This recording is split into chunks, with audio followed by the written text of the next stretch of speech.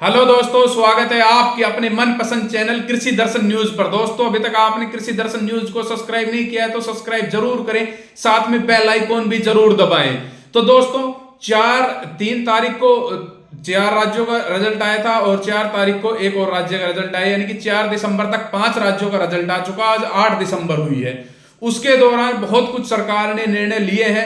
वो इस वजह से कि जो सरकार की जो नीति थी इन्फ्लेशन को कंट्रोल करना, उसको जनता ने सर्वमान्यता दी है। 3 राज्यों में भारी बहुमत के साथ सरकार वापस आई है। तो सरकार की जो पॉलिसी थी उसके ऊपर मोहर लगी है और सरकार भी अपनी पॉलिसी को आगे बढ़ाती हुई जा रही है।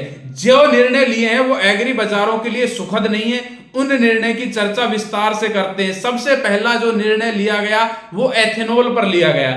सरकार एक और जहां एथेनॉल को बढ़ावा देना चाहती थी, बायोडीजल को बढ़ावा देना चाहती थी, अब सरकार बैकफुट पर आई है कि गन्ने से आप एथेनॉल नहीं बना सकते, इसका आप उपयोग नहीं कर सकते, क्योंकि चीनी की डोमेस्टिक मार्केट में बहुत भारी तेजी देखने को मिल रही थी। 4,4100 तक के रेट भी आते हुए नजर आए।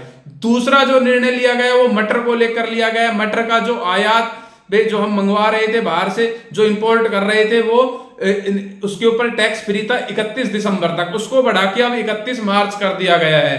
तीसरा जो निर्णय लिया गया वो प्याज के ऊपर लिया गया। प्याज का हम एक्सपोर्ट जो 31 दिसंबर तक सरकार ने रोका था उसको बढ़ा के अब 31 मार्च 2024 कर दिया गया। चौथा जो निर्णय लिया गया वो गेहूं के स्टॉक लिमिट पर लिया गया। गेहूं की जो स्टॉक लिमिट थी वो आधी कर दी गई है। जहां 20,000 मैट्रिक टन था वहां 10,000 मैट्रिक टन कर दिया, जहां 10 मैट्रिक टन था वहां 5 मैट्रिक टन कर दिया गया। तो ये जो 3-4 जो निर्णय हुए हैं लगातार 1 बाय 1, 4 दिसंबर के रिजल्ट के बाद, यदि मैं मिजोरम की मतगणना के बाद की बात करूं तो मोटा मोटी में 5, 6 और 7 का ही दिन था। उसमें जो धड़ाधड़ जो इन्फ्लेशन को रोकने के लिए जो निर्णय हुए हैं, इससे संपूर्ण एग्री बाजार में दहशत है।